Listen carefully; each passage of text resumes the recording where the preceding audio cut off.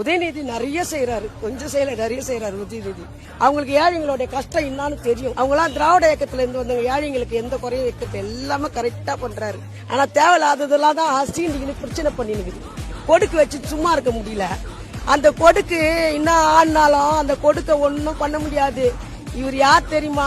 தண்டவாளத்துல தலையை வச்சு ஒரு கலைஞரு. ஸ்டாலின் யார் தெரியுமா? ஜெயிலுக்கு போய் முதுகெலும்பு ஒடிச்சின்னு வந்துட்டு வெளியில அப்படியெல்லாம் மக்களுக்காக கஷ்டப்பட்டு ஆட்சி செஞ்சுன்னு வராரு இன்னை வரைக்கும் ஸ்டாலின். அதே மாதிரி உதயநிதியும் அப்பா வழிப்படியே நடத்தின்னு வராரு.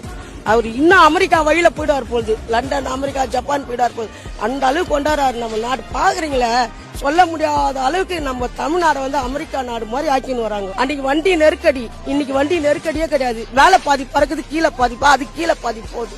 அந்த மாதிரிலாம் பாலம் கட்டின்னு வராங்க. இந்த ஆட்சியை தவிர மற்ற ஆட்சியெல்லாம் வந்து கோலி விளையாடுற மாதிரி. அது கோலி விளையாடுறவங்களை கொண்டாந்து அரசியல நிக்க வச்சா கோலியா தான் போயிடும். சும்மா தூக்குன எடுத்த கவுத்தன்றவங்களுக்கெல்லாம் மக்கள் ஏமாந்து ஓட்டு போட்டாங்கன்னு வச்சுக்கேன், அதெல்லாம் வேஸ்டா போயிடுவாங்க. மீண்டும் திமுக தான் வரணும், வரும்.